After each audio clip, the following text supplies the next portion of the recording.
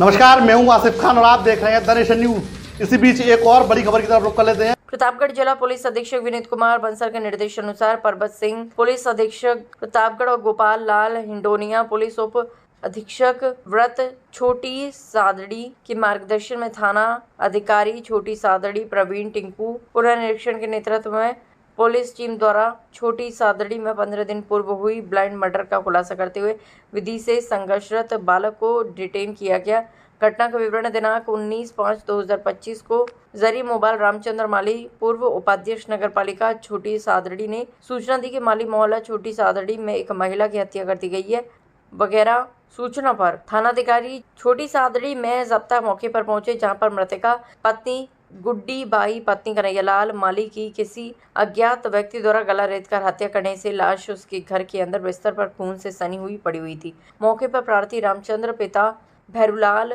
माली उम्र 49 साल निवासी अचलपुरा पुराना रोड छोटी सादड़ी ने कार्यवाही करते हुए रिपोर्ट पेश की, जिस पर थाना छोटी सादड़ी पर प्रकरण संख्या 129/2025 धारा 103(1) 331(8) BNS में प्रकरण दर्ज कर अनुसंधान शुरू किया गया। पुलिस टीम द्वारा की गई कार्यवाही मामले की गंभीरता को देखते हुए पुलिस अधीक्षक प्रतापगढ़ विनीत कुमार बंसल और अधीक्षक प्रतापगढ़ और पुलिस उप अधीक्षक व्रत छोटी सादड़ी के द्वारा घटनास्थल का निरीक्षण किया गया। मौके पर साइबर टीम, FSL टीम व डॉग स्क्वाड को बुलाया गया। डॉग स्क्वाड को बुलाकर अनुसंधान प्रारंभ किया गया। पुलिस अधीक्षक विनीत कुमार बंसल के निर्देशानुसार पुलिस टीम का गठन किया गया। गठित टीम द्वारा कस्बे के करीब 150 CCTV कैमरे चेक किए गए। कैमरे में रात्रि को आने जाने वाले हर व्यक्ति की पहचान कर पूछताछ की गई और साइबर टीम द्वारा तकनीकी अनुसंधान किया गया। गठित पुलिस टीम द्वारा प्रकरण में वांछित अभियुक्तों की गिरफ्तारी के लिए लगातार तलाश व दबिश व तकनीकी सहयोग व सूचना संकलन से प्रकरण के घटनास्थल के आसपास में निवासरत लोगों को डोर टू डोर सर्वे किया गया। सूचना संकलन से घटनास्थल के महज 30 मीटर दूर मकान में निवासरत बालक द्वारा घटना की रात्रि को देर रात तक घर के बाहर बैठकर मोबाइल चलाता हुआ पाए जाने की सूचना मिली, जिस पर बालक के बारे में गोपनीय रूप से उसकी गतिविधियों के बारे में जानकारी एकत्र की गई, जिस पर पुलिस टीम द्वारा बालक को उसके संरक्षक की उपस्थिति में गहनता एवं तकनीकी सहयोग से पूछताछ की गई तो बालक द्वारा घटना कार्य करने पर विधि से संघर्षरत बालक को डिटेन किया गया। अनुसंधान में पाया गया कि विधि से संघर्षरत बालक हमेशा गुमसुम रहता था, लंबे समय से पॉर्न साइट देखने का आदी था। घटना के दिन भी उसने पॉर्न फिल्म देखी और देर रात्रि को करीब 1 बजे गुड्डी बाई जो विधवा महिला थी जो अकेली अपने घर में रहती थी उसके बारे में उसको जानकारी थी। मृतक बालिका के घर के पीछे से अपने साथ चाकू लेकर दीवार के सहारे घर पर चढ़कर घर में सो रही मृतका के कपड़े हटाने लगा, जिस पर गुड्डी बाई के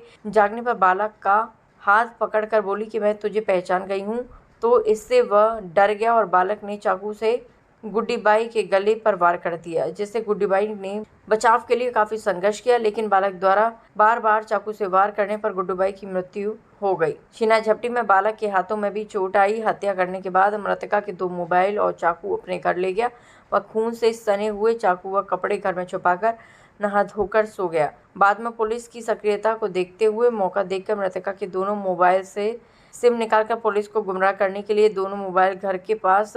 सुनसान खंडहर में फेंक दिए और खून से सना कपड़ा और चाकू छुपा दिए। पुलिस द्वारा विधि से संघर्षरत बालक को डिटेन कर प्रकरण में अग्रिम अनुसंधान जारी है। एक सूचना हमें प्राप्त हुई, उसकी जब हत्या की सूचना प्राप्त हुई तो हमने जब घटनास्थल देखा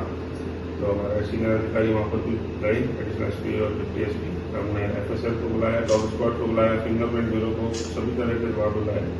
और जो घटना थी वो उसके घर पे ही उसके गले पर है ना कोई हथियार से चोट करके और इस प्रकार से उसकी मृत्यु की घटना ये सामने हत्या करने की घटना सामने आई। ये चूँकि बिल्कुल ब्लाइंड मर्डर था और बड़ा कहीं कोई बच्चे जो महिला थी बिल्कुल अलग अकेली रहती थी, उसके पति का पहले पूर्व में निधन हो चुका था, उसके कोई संतान नहीं थी। तो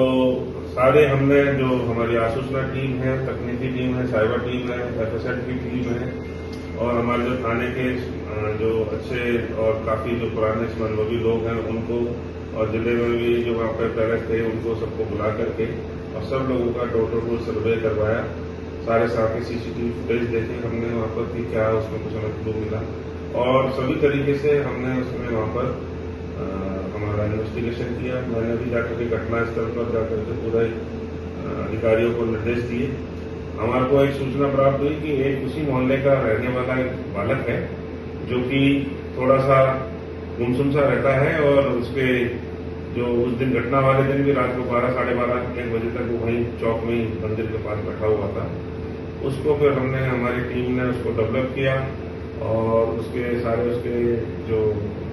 गतिविधियां थी उनको हमने उसको ट्रेस आउट किया और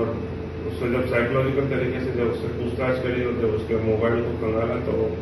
ये क्लियर हुआ कि किसी बालक ने उस महिला की हत्या की थी। हत्या करने का जो मोटा पहला कारण सामने आया वो ये था कि वो बालक जो है काफी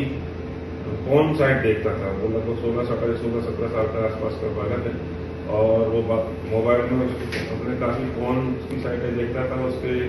थोड़े से मन में यौन संबंधी विचार भी आते थे और ये चूंकि महिला अकेली रहती थी तो इसके मन में कुछ इसी तरह की बात आई और ये उससे संबंध बनाने के लिए घटना वाले दिन है ना मैं बनाता हूँ और चाकू भी ये साथ में ले गया कि अगर नहीं होगा तो फिर मैं उससे जबरदस्ती कुछ करूंगा। लेकिन क्योंकि महिला ने वो उसी मोहल्ले का बच्चा था उसको पहचान लिया और उसने जब उसको धमकाया कि मैं बात कहूंगी तो उसने फिर गुस्से में आकर के उसको महिला के ऊपर उसी चाकू के बार से उसको क्या कहते हैं मर्डर कर दिया। और जो मृतका के जो दोनों मोबाइल थे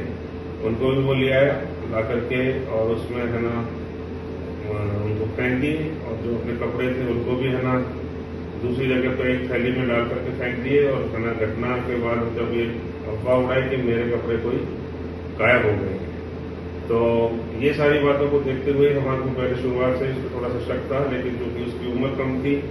तो हम और भी उसमें दूसरे एंगलों को देख रहे थे, लेकिन वो शुरू से हमारे शक के दायरे में था और अल्टीमेटली आज उसको फिर हमने नियमानुसार उसको निरुद्ध करके उसको पेश किया।